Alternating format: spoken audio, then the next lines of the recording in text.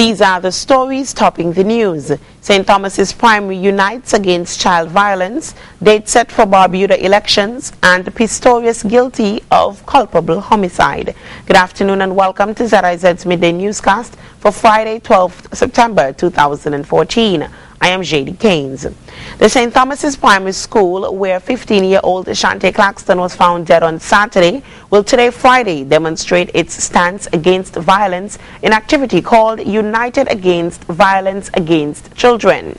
During a telephone interview with ZIZ News, a teacher at the school, Rohan Isles, gave an overview of this afternoon's activity. And what we have done is to give Shante an acronym, Strong Hearts Against Needless Trauma Everywhere. And so this afternoon from 3 o'clock, we'll be taking to the streets. You're not marching, you're simply going to stand. And that is to demonstrate our compassion for the Claxton and his family as they mourn the loss of their loved one, and to also demonstrate that as a school, we are no longer going to be afraid in our own environment. Isles, who is a parent himself, said the activity is open to the public. He is hopeful that the united stance against violence against children will spread beyond the St. Thomas's Primary School. And this symbolic gesture really is one that is hopeful to garner support for parents, not just Shante, but everybody else who is suffering at the hands of violence against children. And we're hoping that even after today's activity, that a movement would have been generated from such an activity. Teacher at the St. Thomas's Primary School on Nevis, Rohan Isles. Tomorrow, Saturday, is being dubbed National Tree Planting Day, and several government departments and Kitishan Hill are collaborating to make the day memorable. Kitishan Hill's Public Relations Officer Joanne Kelly spoke with ZIZ News earlier today. She explained the need to plant more fruit and food-producing trees as part of the edible landscape exercise that Kitishan Hill has started. You would know one of our main focuses is on agriculture, sustainable agriculture, and it is quite evident throughout all of Kitishan Hill. Our 400-acre development is literally a 400-acre farm with hotels and golf course, built within.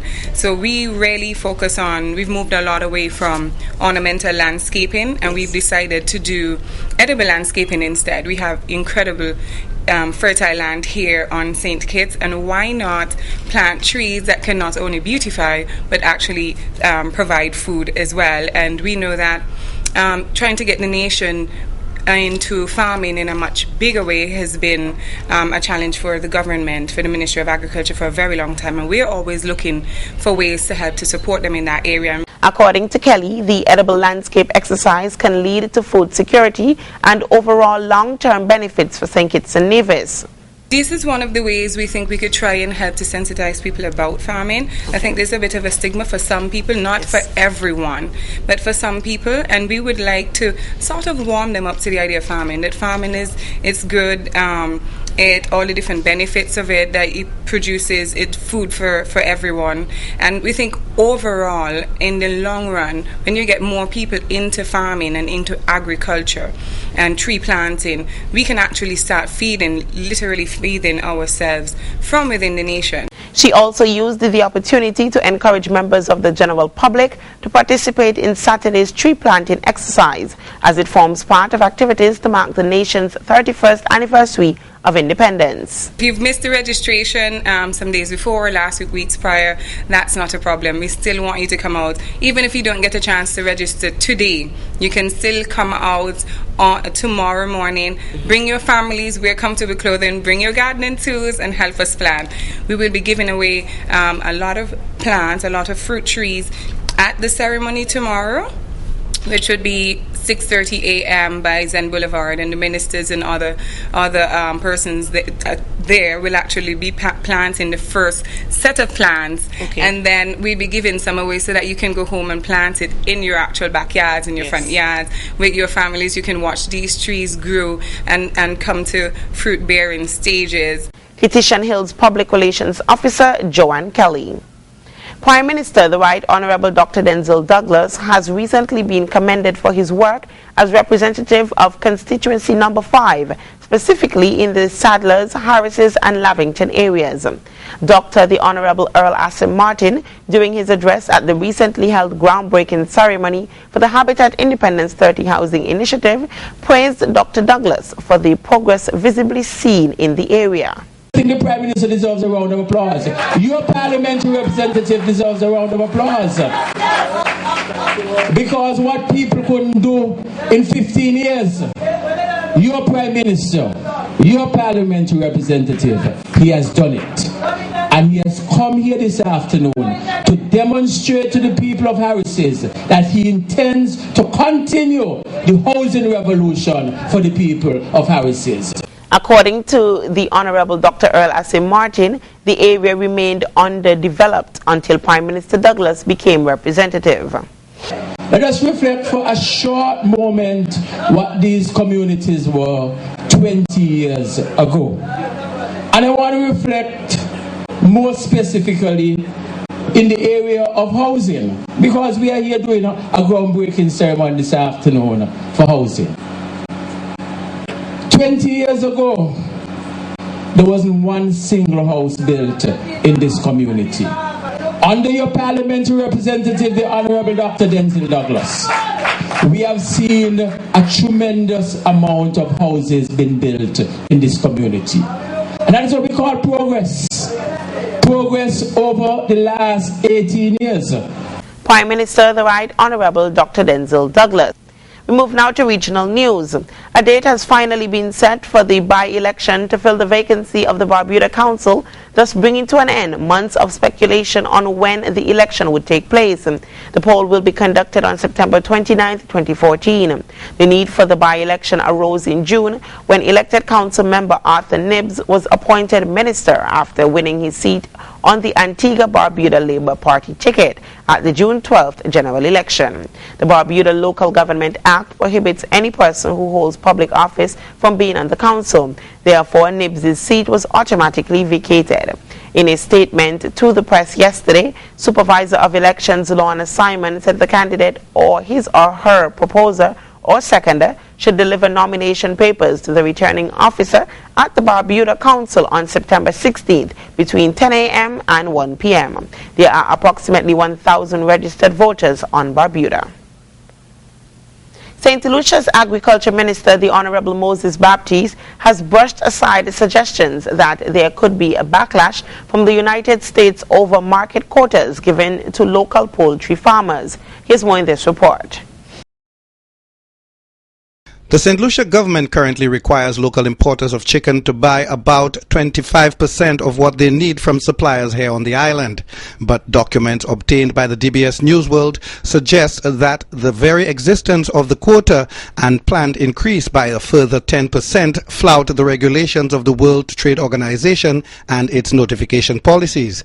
However, the Minister of Agriculture says the quota system is constantly under review and notes that St. Lucia is committed to obeying all of the rules of agreements to which the island is a signatory. As to whether it runs contrary to WTO rules is something that we have said we can use certain regulations to ensure that we attain our food security goals. And so these issues will all be addressed as soon as all of the parties concerned meet, which will be very soon. According to the Agriculture Minister, the government is doing all it can to ensure food security and to sustain the livelihoods of local producers, while at the same time creating an atmosphere where importers increase their profits. At the same time, Mr. Jabatis does not believe current poultry industry policies would trigger a backlash from the United States, which is a major exporter to St. Lucia.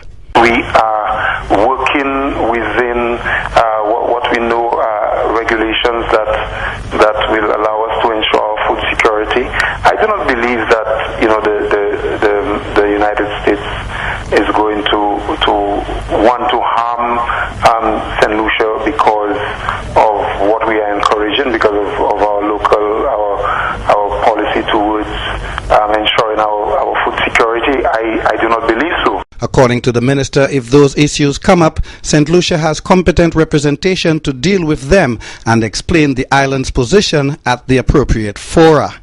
For the DBS News World, I am Alex Busque. Guyana's Ministry of Housing is being accused of slothfulness in regards to lands which were to be given to 18 families who are now scattered behind the Chinese embassy. Ivor Wharton has the details. 2 months ago, 18 families living behind the Chinese embassy were told by housing officials that plots of land earmarked for them will be ready for habitation. The families who are ready to move said since July no official of the ministry has contacted them on the status of their lands. The residents also disclosed that they are beginning to feel that they are caught up in a scam involving the ministry to get them off the land so that the Chinese investor can develop the land. But until now, that nobody come and say, well, all right, we going in, so, and this land is you, and this land is you, and this land is you. So everybody just stay put like that. Right now it's feeling that way because, as you could see, the Chinese man assisting persons to come off the land, but the government not giving us the land yet. Because if you look, you see how much people don't move out. However, one resident said she was informed by a friend 3 weeks ago that the ministry will be taking in 8 families to identify their plots of land in Parfait Harmony, West Bank Demerara. The woman said to date they have not received that call from the ministry. She also said they are also seeking information on the plots of land in Zealand, which were also allocated to another group of families. In March of this year, RNS Investments Incorporated paid in excess of $3 million to the Ministry of Housing for 18 low-income house lots.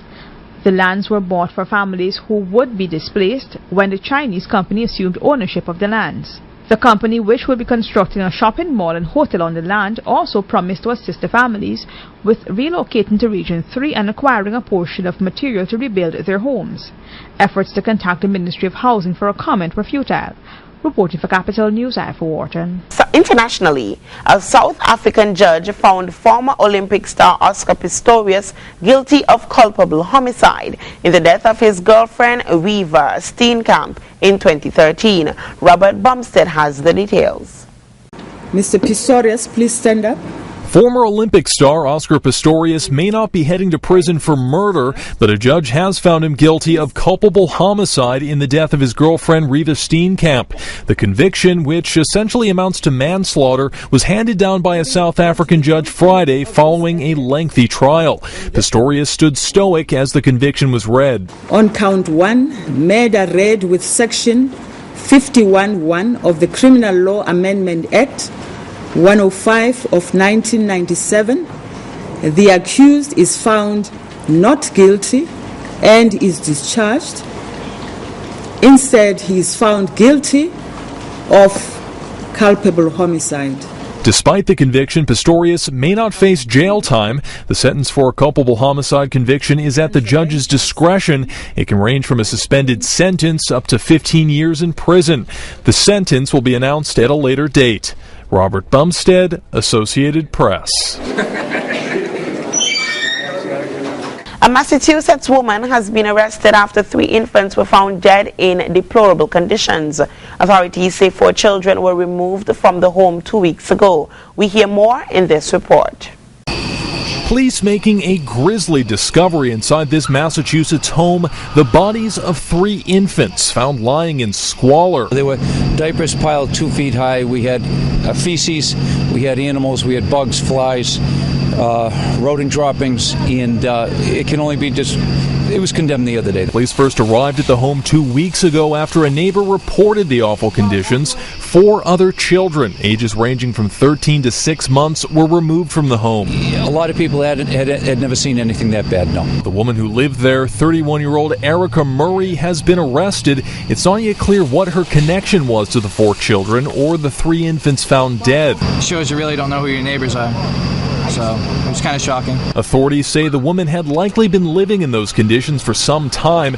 Neighbors say they had no idea just how bad it was. I don't know how someone could live like that. It's disgusting. even as a parent, I can't see that doing that to your child. It's just horrific. So far, Murray is facing charges related to the condition of the home as well as witness intimidation. Robert Bumstead, Associated Press. And now the weather. Today we will see lots of sunshine with temperatures reaching a high of 31 degrees and a low of 25 degrees. Winds will be blowing from the east at 10 to 20 miles per hour. Tomorrow will be sunny along with scattered showers later in the afternoon.